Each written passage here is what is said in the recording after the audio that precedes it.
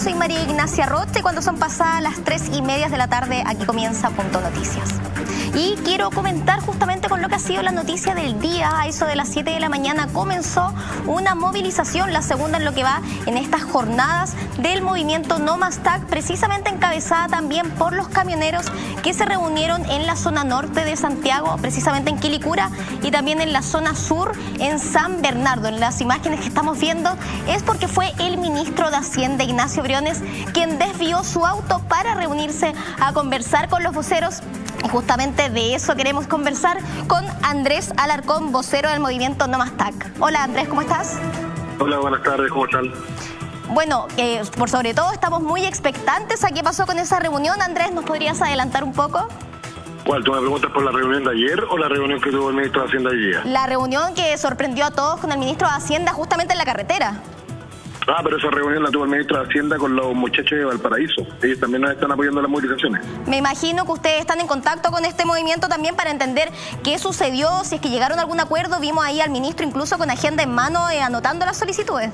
Claro, la verdad que yo no he llamado a los muchachos todavía porque estoy coordinando aún todavía las caravanas que están aquí en la ruta 68 a la altura de Vespucio Sur, y vienen caravanas también bajando por Vespucio Norte y Costanera, así que todavía estamos coordinando las caravanas aquí en terreno porque los muchachos de acá de los camioneros no se van a mover hoy día hasta no llegar a una solución con el gobierno. ¿A qué te refieres con ese no se van a mover, Andrés? Se van a quedar aquí en la ruta 68 a dormir si es necesario hasta que el gobierno no se pronuncie por las demandas que nosotros nos faltan. Entonces, para entender un poco, el día de hoy no se llegó a un acuerdo, lo que desencadena que quienes estuvieron obstaculizando, por decirlo de algún modo, las carreteras principales, no solo de Santiago, sino que también lo vimos replicado en la quinta región, como tú lo comentabas, el día de hoy no se van a mover, es decir, van a quedar también obstaculizadas. ¿Podrías reiterarme, por favor, cuáles son las carreteras que van a tener esta manifestación? Mira, ahora nos vamos a reunir con las bases. Se está pensando hasta ahora en la ruta 68, ya a la altura de aquí de Vespucio, más o menos. Nos vamos a reunir con las bases si va a ser este el único punto, o como somos demasiados camiones y vehículos, nos vamos a trasladar otro montón, se puede decir, otra agrupación, a otro punto. ¿No hubo ningún avance en este esperado encuentro con el Ministerio de Obras Públicas? Lo preguntamos porque debido a la contingencia y las solicitudes que ustedes pedían, se esperaba al menos una respuesta por parte del gobierno. Claro, pero esperábamos una respuesta por parte del gobierno. Si ellos tienen la disposición de trabajar con nosotros para buscar algún avance en las peticiones que nosotros tenemos, pero ellos están dispuestos a avanzar y a trabajar, pero no tienen las soluciones, no están dispuestos a solucionar. No sé si me explico. Ellos tienen la disposición, pero no la solución. Ellos tienen entonces las ganas de cooperar en las solicitudes de ustedes, pero ¿a qué te refieres con que no tienen la solución? Si ustedes en el fondo les entregaron un petitorio que era sumamente concreto. Exacto, el petitorio que nosotros les entregamos éramos 3 puntos concisos que nosotros estábamos pidiendo. El primero era rebaja del TAC en un 80%, lo cual podíamos negociando. A esto se le sumaba una tarifa plana que nosotros estábamos pidiendo, que exista la tarifa media, alta y baja. El segundo punto es la eliminación de previo de circulación, que no sea vinculante con una empresa privada que son las concesionarias. Yo no puedo deberle a una empresa privada que son las concesionarias. Viene el Estado y me priva a mí de sacar mi previo de circulación. No tiene por qué ir la mano una cosa con otra. Y el tercer punto que nosotros estamos pidiendo es el perdonazo de la multa juzgado por policía local que ejerce a través de estas concesionarias cuando te bloquean el extensivo. ¿Cuál te parece? De los cuales los 3 puntos solamente nos dio el tema del perdonazo, pero parcialmente.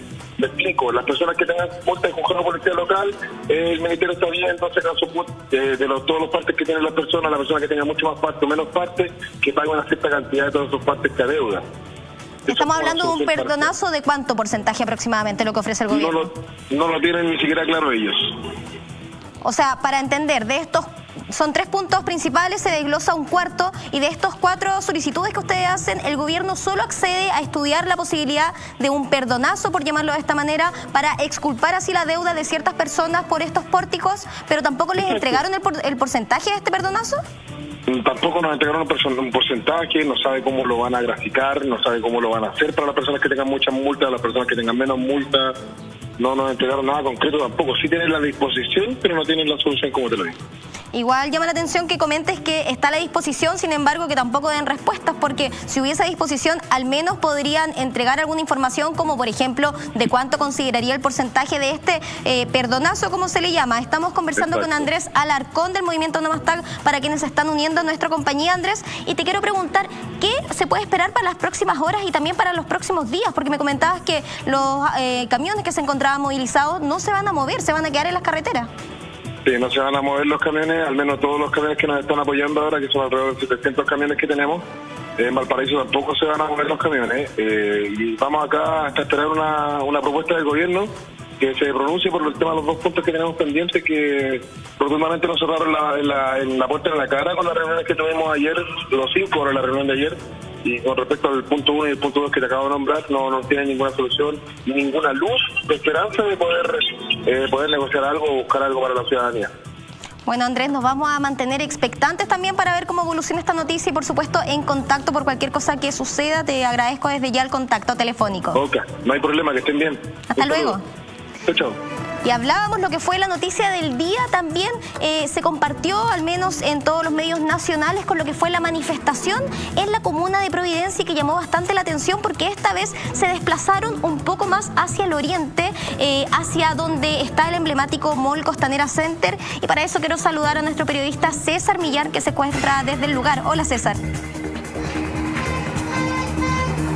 ¿Qué tal, María Ignacia? ¿Cómo estás? Claro, como tú bien dices, estamos en el sector oriente de la capital, más específicamente central, donde en estos minutos se vive una tensa calma, ya que han llegado efectivos de Carabineros a detener una manifestación que hasta el momento era muy tranquila. Si bien la gente estaba ocupando la calle aquí en Avenida Apoquindo, los efectivos de Carabineros ya vinieron a hacer su presencia a este lugar. Ahora vemos cómo los efectivos también se están aglomerando ahí alrededor de los manifestantes. También vemos en estos momentos las imágenes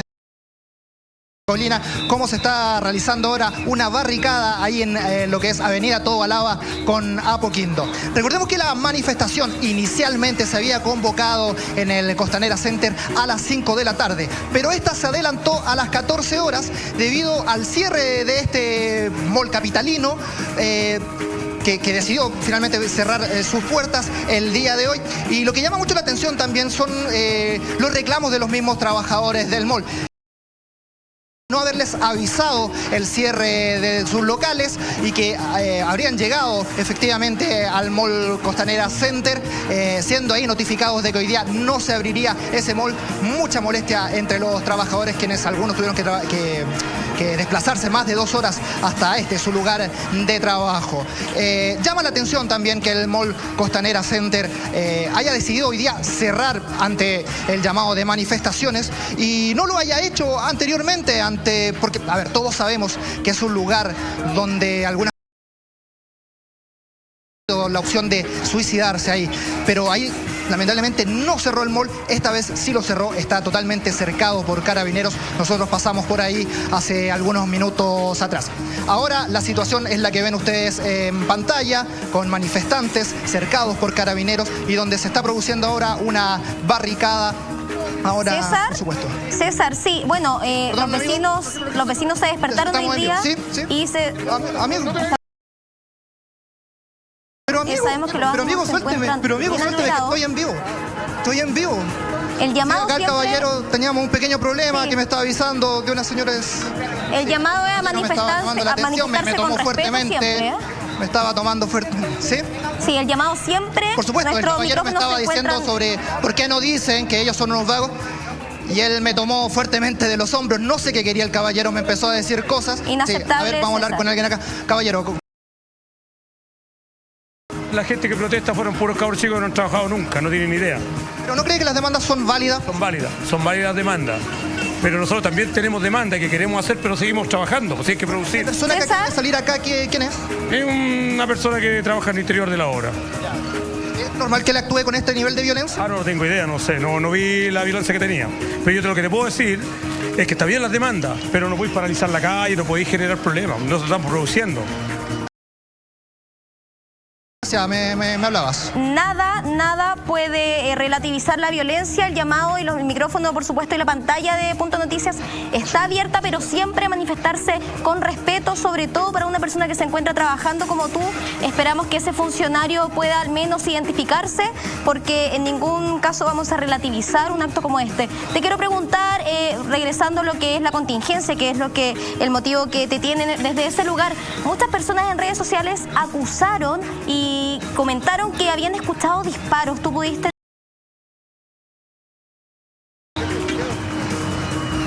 Sí, son los disparos de los efectivos de Carabineros quienes estaban disparando estas armas con bombas lacrimógenas a los manifestantes. Esos eran los disparos que se sintieron y que nosotros al menos pudimos observar cuando llegamos al lugar. Una manifestación que, te digo, hasta hace, no sé, media hora atrás era muy pacífica, con gente, bueno, gritando sus consignas, por supuesto, pero que de un momento a otro se tornó un tanto más violenta, también debido a que Carabineros ya se hizo presente en el lugar cercando a todos los manifestantes que se encuentran acá en el sector.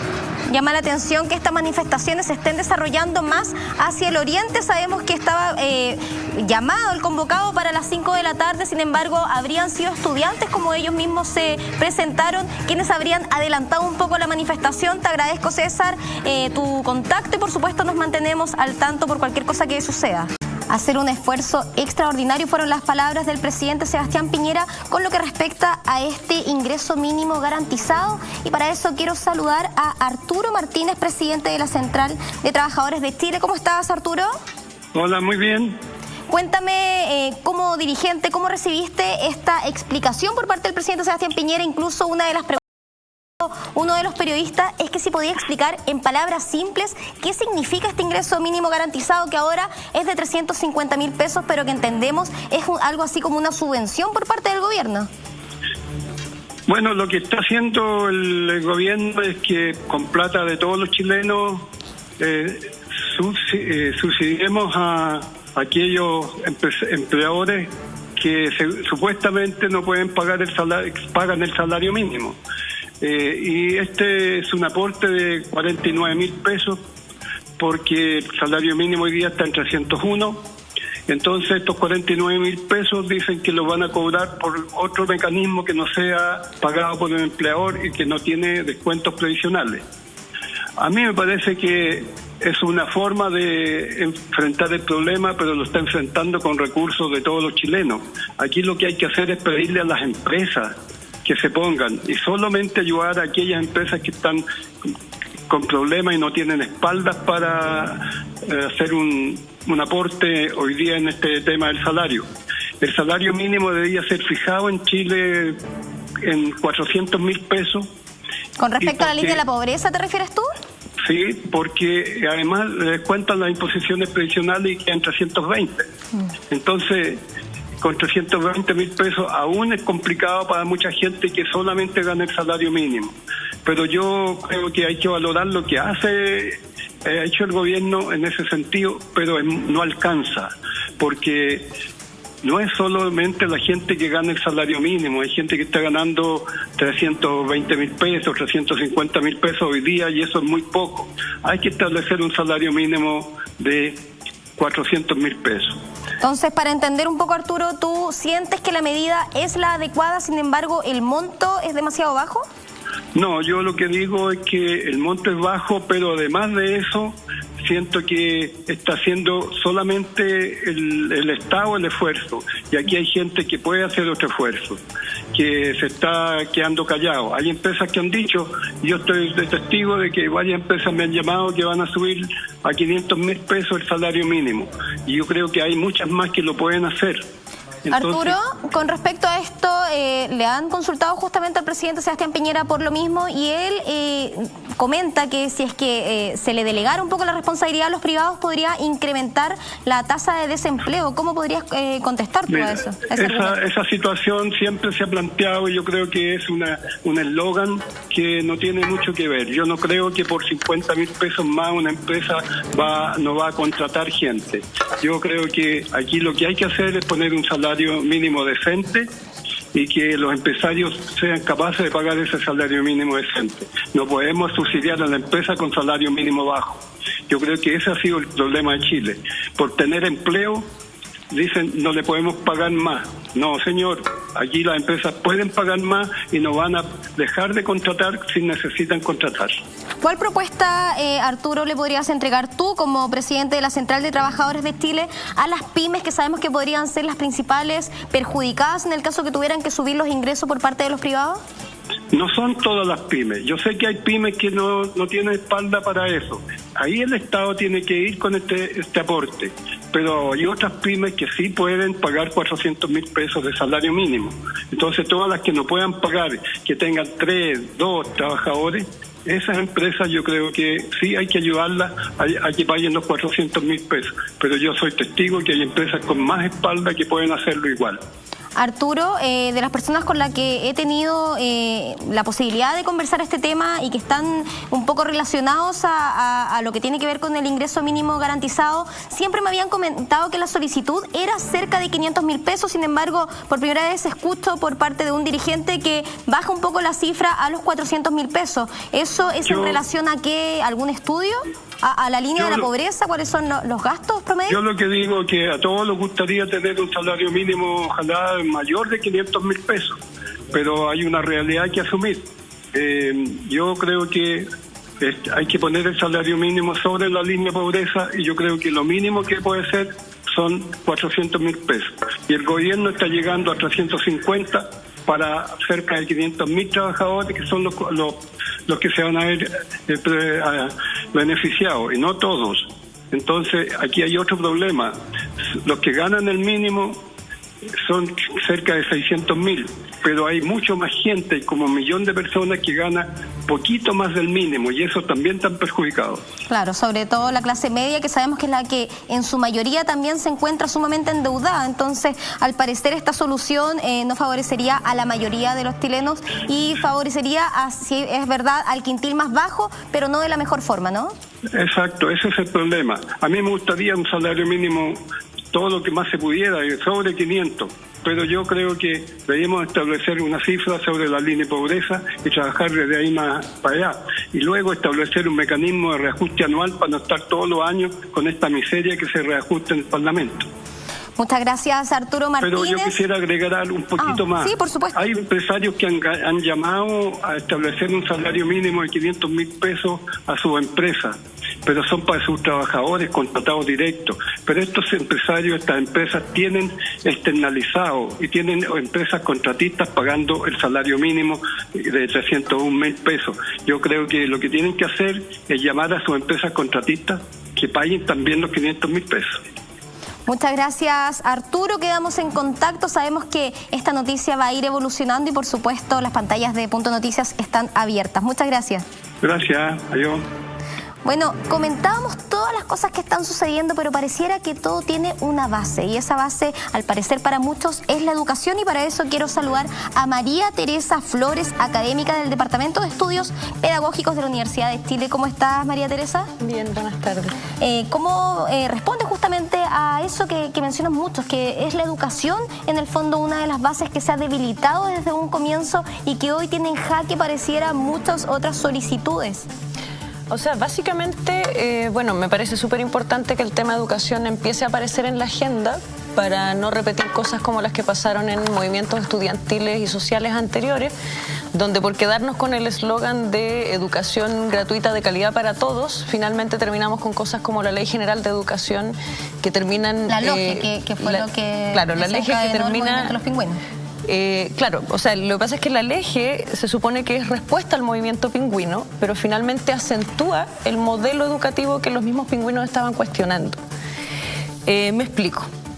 ¿No fue la solución entonces que se necesitaba en ese momento? Desde mi interpretación y la de muchos otros académicos que han estado publicando distintas declaraciones estos días, más bien habría que apuntar, como lo hicieron los movimientos anteriores, a un cuestionamiento profundo del modelo de mercado en educación en el cual nos encontramos. Quizás acá habría que aclarar algunas cosas como para la opinión pública, en el sentido que a veces no se manejan en términos como de discurso cotidiano. Nos encantaría, por favor, que los puedas mencionar acá en Punto Noticias. Por una parte, el modelo que nosotros tenemos actualmente se deriva desde los años 80, en estas políticas que se diseñaron en dictadura, llamadas de modernización de la educación, que en realidad fueron de la transformación de nuestro sistema educacional en un mercado educativo, implicaron en primer lugar que el Estado se desresponsabilizó directamente por la educación. En el sistema privatizando actual, gran parte de las universidades, por ejemplo. Consecuencia de eso es la creciente privatización, porque lo que dice, y eso implicaría, por ejemplo, una revisión que se dice sobre educación en la Constitución, ya que ahora se está hablando de nueva Constitución. Una de las cosas que habría que revisar es devolver al Estado responsabilidad por la educación. En el sistema actual, el Estado dice las familias y las escuelas son responsables por la educación y por la calidad de la educación, y lo que hace el Estado es administrar y proveer en aquellos casos en que los privados no puedan. Entonces, ese es un primer punto. Un segundo punto súper importante que también se desconoce a nivel de opinión pública es el sistema de financiamiento que existe ahora en la educación desde esta lógica de mercado. El sistema que nosotros tenemos, como para explicarlo en términos súper simples, implica el sistema de voucher, es decir, que cada estudiante en Chile es un monto de dinero. Entonces la escuela pública chilena no recibe un monto fijo que le permita lidiar con todas sus necesidades de infraestructura, condiciones laborales, etcétera. Matrícula logre captar, tiene más dinero o menos dinero. Evidentemente eso también se transforma en un círculo vicioso, toda vez que si tú empiezas a perder estudiantes y tienes menos dinero, menos puedes hacer. Entonces María Teresa, por eso es tan importante la asistencia, es por eso que se hace tanto hincapié. Incluso comentábamos que hay colegios subvencionados que dicen después de 3 sin asistencia se le pone condicional al niño. Efectivamente, asistencia determinan el financiamiento de las escuelas, y junto con eso, algo importante dentro de la lógica de mercado es que lo que termina provocando esto es que las escuelas compiten entre sí. O sea, en el fondo por un lado tenemos una ley de nueva educación pública que está hablando de generar redes, comunidades de aprendizaje entre escuelas, pero al mismo tiempo mantienes una lógica de competencia entre escuelas que se refuerza por políticas de publicación de resultados, etcétera, donde en el fondo las pones a pelear entre ellas por matrícula. De resultados, como por ejemplo lo que sucede con el CIMSE, que pareciera que más para evaluar los conocimientos tiene que ver con una competencia para tener en el fondo beneficios económicos. Claro, lo que pasa es que yo tengo cuestionamientos hacia el CIMSE, al igual que otros académicos y actores del mundo social. Por una parte tengo cuestionamientos sobre el instrumento y su naturaleza pedagógica, y también en el ámbito que tú señalas de las políticas asociadas al CIMSE. El CIMSE en 1988 y que se legitima con la LOCE, unas leyes de amarre de la dictadura, y que desde el año 95 empieza con la publicación de resultados. Esa es la primera consecuencia que se agrega a los resultados de estas pruebas. Pero a lo largo de su historia, después vino el bono SNED, que es un bono que se reparte, que va al salario de todos los profesores por buenos resultados. Después se agrega a la escuela asociados a resultados, y lo que es gravísimo y no se está discutiendo ni en prensa tiene que ver con la consecuencia que agrega la ley de aseguramiento de la calidad, donde se ordena las escuelas por categorías, lo que implica que escuelas con reiterados resultados bajos van a cerrar. Eso significa que en 2021 podrían cerrar 218 escuelas, y de esas escuelas 164 son municipales. Volvemos al punto inicial, como el Estado trata de presentar eso como un fracaso de la escuela. Eso es un fracaso del diseño del sistema.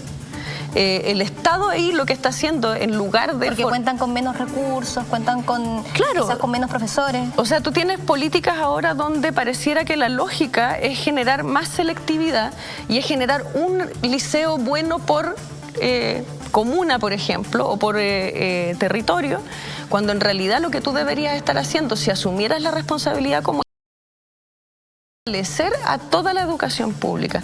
Eso implica, como tú dices, por ejemplo, revisar condiciones laborales de los profesores y revisar condiciones de infraestructura de las escuelas. Yo ahora soy parte del consejo que evalúa la instalación de nueva educación pública, y las condiciones en que estaban trabajando muchas escuelas del sistema municipal, uno duda que ahí se pueda llevar a cabo un aprendizaje de buena calidad y profundo, digamos. Eso significa que, por otro lado, los profesores tienen un nivel de sobrecarga laboral importante. Por eso ellos estaban peleando por la demanda de 50-50, es decir, un equilibrio entre horas en sala y horas para el trabajo que un profesor o profesora tiene que hacer fuera del aula, que tiene que ver con planificar, que tiene que ver con evaluar, con reuniones de apoderados, etcétera. Y muchas de esas cosas el profesor o profesora se los termina llevando para la casa. Entonces, ¿qué es lo que pasa? Este sistema que no se responsabiliza y que familia, la forma de resolver los problemas es decir, en el fondo, decirle al profesor y a la escuela: yo voy a venir cada cierto tiempo a evaluar. Y a lo más te voy a asignar unos montos adicionales de acuerdo a los resultados. Pero ¿quién puede hacer buenas clases si de las, no sé, 44 horas que yo trabajo, estoy 36 en sala de clase? Y tengo 8 cursos, 10 cursos de 45 estudiantes. Salas sin vidrio, algunas sin calefacción, en el fondo sin lo necesario para que un niño logre concentrarse. Y si tú agregas cómo este sistema selectivo, ¿sí? Y segregado ha generado un sistema donde las clases sociales están separadas en distintos circuitos educativos, hay profesores que tienen que trabajar en contextos muy complejos donde no se selecciona y hay una concentración de estudiantes en desventaja socioeconómica. Con respecto a eso, ¿tú podrías asegurar la calidad de la educación se condiciona a qué tan caro es el colegio? ¿Qué es lo que sienten muchos padres al momento de matricular a sus hijos? Ya, eso es súper interesante como pregunta, porque en realidad existe una creencia que no está fundamentada en investigación de que mientras más pago, mejor educación tengo. En general, algo que se ha reiterado en el tiempo con respecto a los resultados de pruebas como el SIMSS, y que también se repite en muchos contextos a nivel internacional, es que los resultados están altamente correlacionados con el nivel socioeconómico del. Por lo tanto, una escuela privada, al seleccionar por pago a familias que tienen un buen nivel socioeconómico, tienen garantizados buenos resultados. ¿Y a qué responde eso? Tal vez a mayor cantidad de tiempo que puedan tener los padres con sus hijos para apoyar tiene que ver en las con tareas, por ejemplo, en estudiar. No necesariamente, porque en los contextos socioeconómicos altos muchas veces los estudiantes están bastante solos. Sí tiene que ver con, por ejemplo, estudiantes que en su experiencia de vida han podido tener viajes a otras cosas, y donde además los proyectos de futuro que sus papás les transmiten son súper distintos a lo que puede ocurrir en un contexto en muchas desventajas, donde muchas veces los estudiantes entienden que la escuela no les sirve y que no hay movilidad social, y por lo tanto no tiene sentido estar ahí. Y por otra parte, el contraste de esto es que en lugares vulnerables se hace mucho más complejo estudiar, porque muchos de esos niños tienen que trabajar o tal vez contar con problemas que no colegios que se encuentran quizás con algún ingreso económico mayor.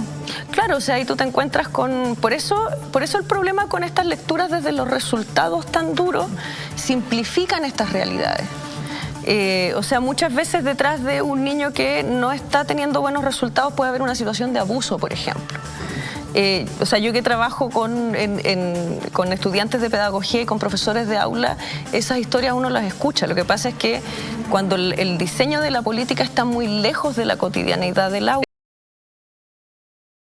creo yo que lleva a esta explosión social actual, incluyendo el área de educación, entre, en el fondo, como decía un entrevistado de una investigación mía que era del Colegio de Profesores, esta distancia con la vida real, de diseñar cosas que técnicamente se sostienen en abstracto, pero que no funcionan para la escuela real. Considerando, por ejemplo, que el ejemplo que tú ponías de los niños que sufren abuso tienen un resultado directo con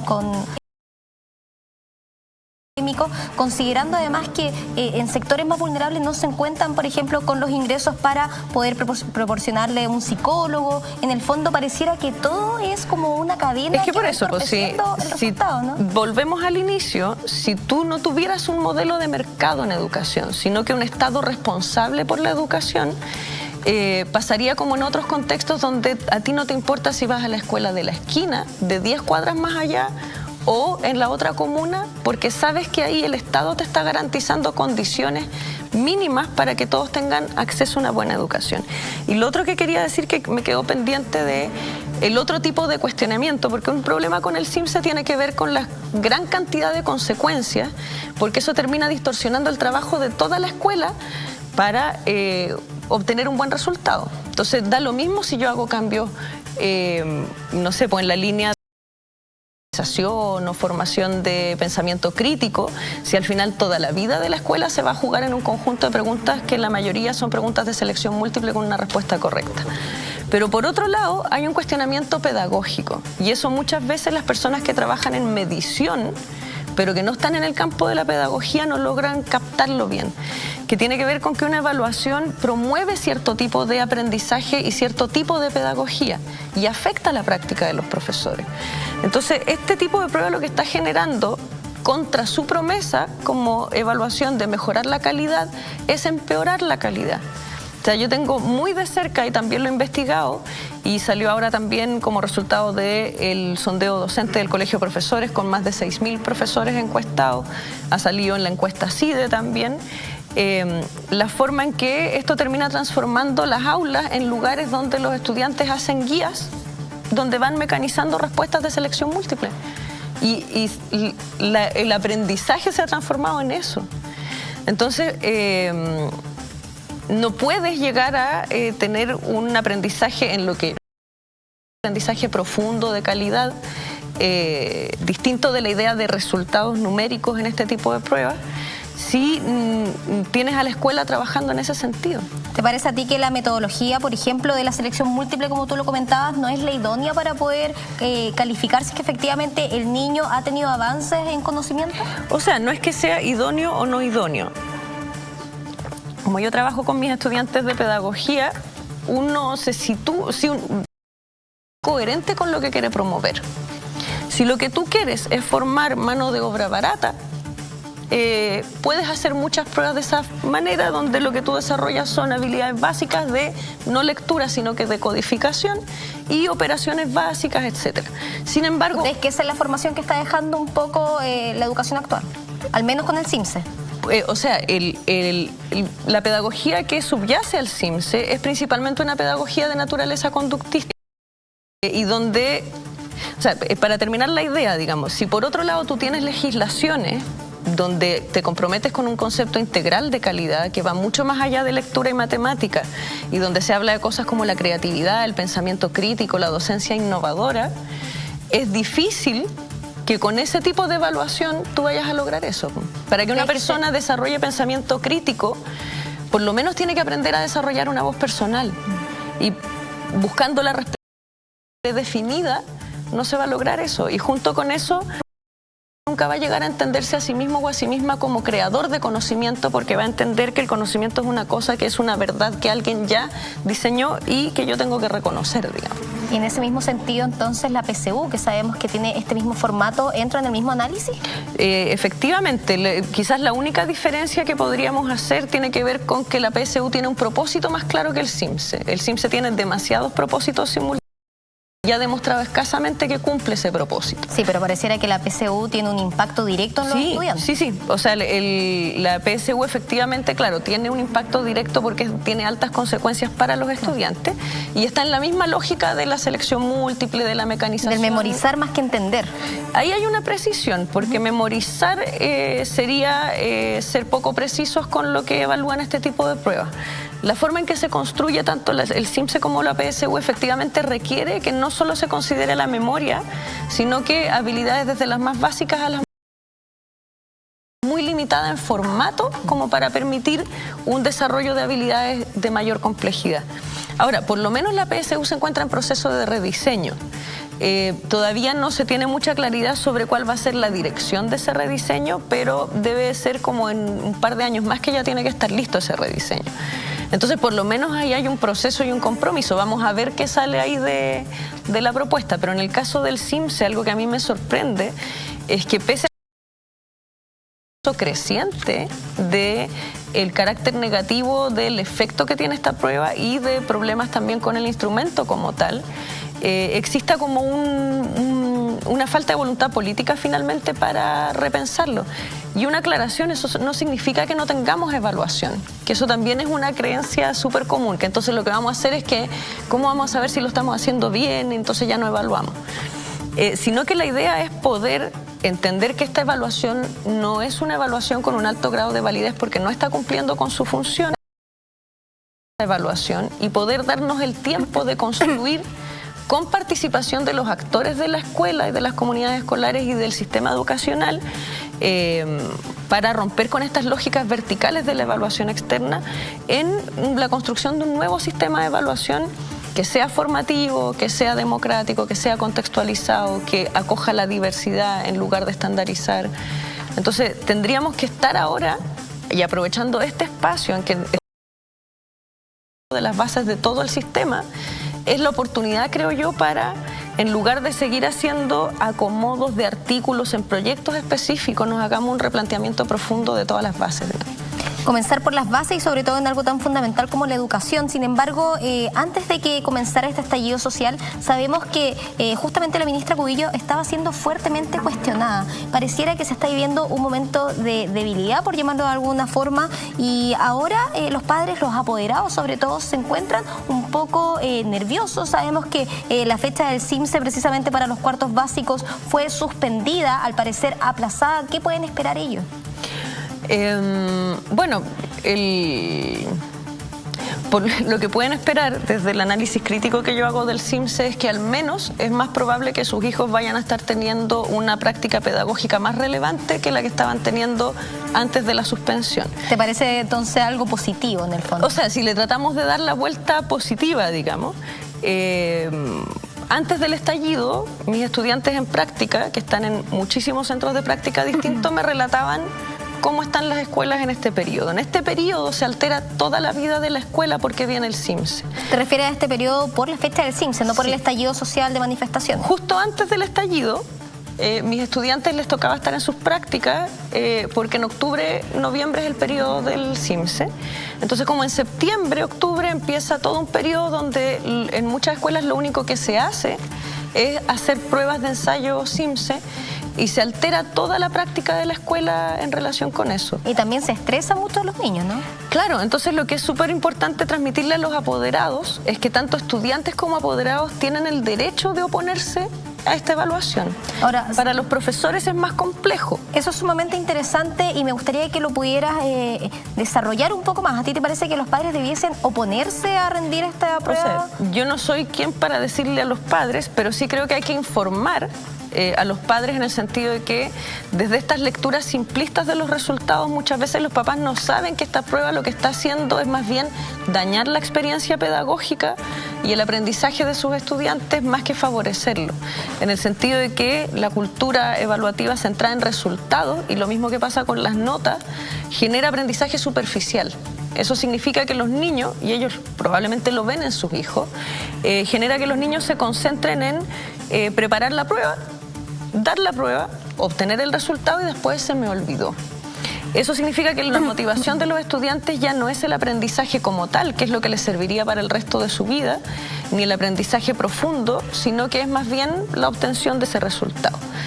Entonces es importante que los papás empiecen a informarse a través de, por ejemplo, asociaciones de apoderados que también han sido críticas del CIMSE, por una parte de los efectos negativos que tiene para la escuela, para el agobio de los profesores, para el estrés de los niños.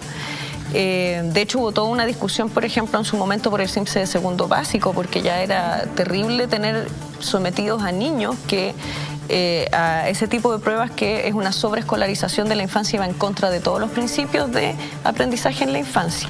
Entonces, por ejemplo, en otros contextos como en Chicago hubo un movimiento importante de resistencia a las pruebas estandarizadas, donde los apoderados lo que hicieron fue firmar cartas de objeción de conciencia, por ejemplo, porque ellos no estaban de acuerdo. Acá en Chile se podría hacer.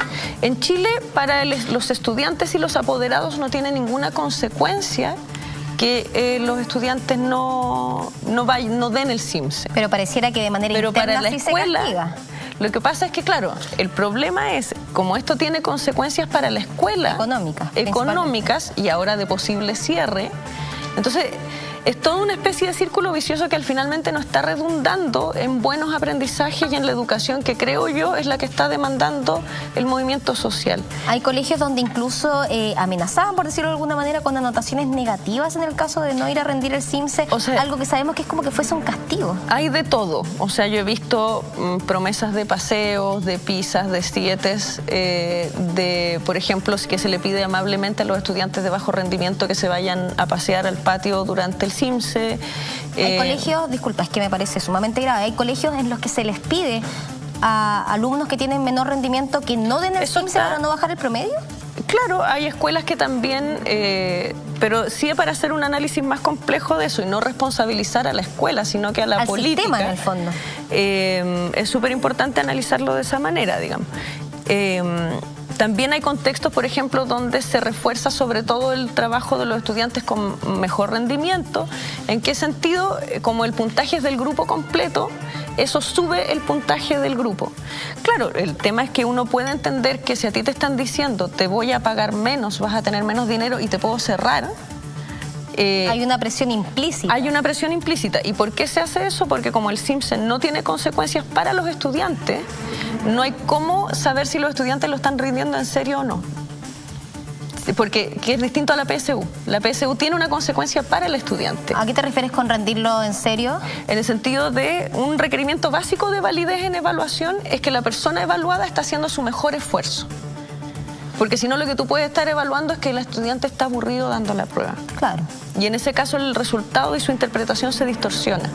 Entonces, en el caso del CIMSE, no tenemos certeza de si los estudiantes están efectivamente quieren rendir en haciendo su mejor esfuerzo, porque muchas veces no entienden para qué es, no entienden cuál es la relevancia de eso en lo que tienen que hacer en su práctica cotidiana. No conocen el resultado personal tampoco. Lo que pasa es que el CIMSE no tiene resultados por estudiantes. Entonces, en el fondo no tienen un incentivo para saber si es que les va a ir bien, tampoco no hay una incidencia en el promedio final. Claro, entonces las escuelas se las tienen que arreglar para que los estudiantes se sientan incentivados en querer rendirlo bien. Entonces hay arengas antes de la prueba, hay promesas de incentivos, etcétera. Pero lo que yo quisiera destacar en el fondo... Es sorprendente cuando tú lo planteas de ese modo, porque claro, uno tiende a cuestionar al colegio, sin embargo, cuando entendemos que es un sistema que hay de por medio, que hay una amenaza de cerrar ciertos establecimientos si es que no rinden, entendiendo que si no rinden también es porque muchas veces no cuentan quizás con lo necesario, con la dotación de profesores, y además con la infraestructura. Además que la lectura de los resultados del CIMSE es súper cuestionable también. O sea, cuando uno dice rinde, no rinde,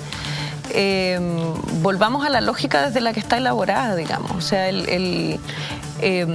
muchas veces el juicio profesional de los profesores a lo largo del año tiene mucho más validez de acuerdo a la teoría que la foto que tú sacas un día, una hora, y con una metodología que pudiera no ser consistente con la que se está trabajando en aula, digamos. Entonces, y bueno, también con temas que yo he investigado asociados a la calidad de la construcción de las preguntas, a temas de la corrección de las preguntas abiertas, etcétera. Entonces yo creo que a lo que hay que ir en el fondo al modelo más macro. O sea, ¿esto de dónde parte? Las bases de esto están, como decía, en la educación de mercado, donde hay ciertos supuestos básicos, pero que no se cumplen en la práctica. Y por eso tenemos que cuestionarlo. Un supuesto básico inicial es que los profesores de la escuela pública naturalmente y por motivación no lo van a hacer bien. Y que la escuela privada es intrínsecamente mejor. Claro, lo que pasa es que el punto base para esto es decir, la escuela pública naturalmente no lo hace bien. Hay un documento, de hecho, de uno de los ministros de Pinochet del año 88 que dice las bases de todo lo que estamos viviendo ahora y señala eso.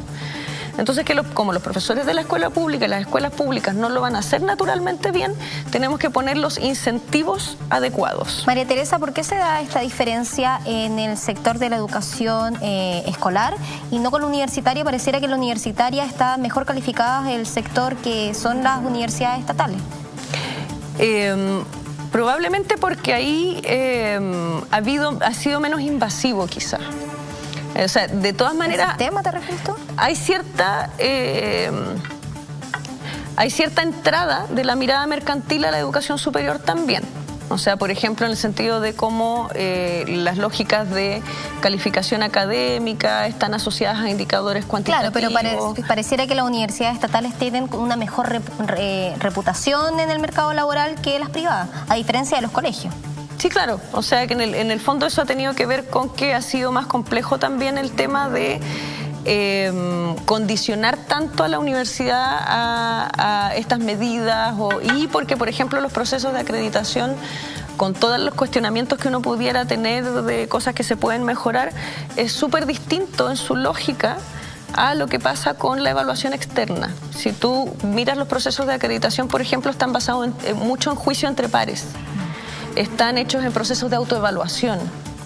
Entonces es súper distinto a que, por ejemplo, si tuviéramos pruebas externas, claro, está pasando ahora un poco con la formación inicial docente, donde empiezan a aparecer estas pruebas también, pero en el fondo ha sido menos tensionada, ha sido menos, por decirlo, una lógica un poco menos invasiva y violenta, aunque está todavía ahí, digamos. Pero en el caso de la escuela pública, ha sido sumamente fuerte e invasivo todo el nivel de consecuencias que tiene. O sea, creo yo que es un mérito que las escuelas públicas puedan hacer algo con todos esos factores en contra, digamos. María Teresa Flores, académica del Departamento de Estudios Pedagógicos de la Universidad de Chile, pareciera que las consecuencias que era tú lo que planteabas y la incertidumbre que tienen tanto los apoderados como también los estudiantes, también tiene que ver con esta efervescencia social que hemos vivido estas últimas semanas y que ha desencadenado el cierre de algunos colegios, por ejemplo el Instituto Nacional y el INBA, que sabemos que son algunos de los más emblemáticos, pero también de muchos otros que están adelantando el cierre del año escolar. ¿Cuáles son las consecuencias de esto? O sea, el cierre del año escolar, diría yo que una consecuencia compleja puede ser los aprendizajes que no se han podido trabajar durante el periodo que faltaba. Sí, yo creo que depende cómo se toman las decisiones del cierre del año escolar, digamos. O sea, yo creo que los dirigentes acusaron que habían intenciones políticas de por medio, principalmente en Providencia. Por eso, o sea, yo creo que el tema es súper distinto cuando es la propia escuela, las propias comunidades en conjunto con la municipalidad que van decidiendo cómo abordan estas circunstancias actuales a que se imponga, digamos, una necesidad de cierre que no respeta los procesos internos de la escuela. ¿La crees necesaria? O sea, yo creo que uno de los errores de la política educacional de los últimos 30 años es la distancia. O sea, la verticalidad con que se hace la política educacional.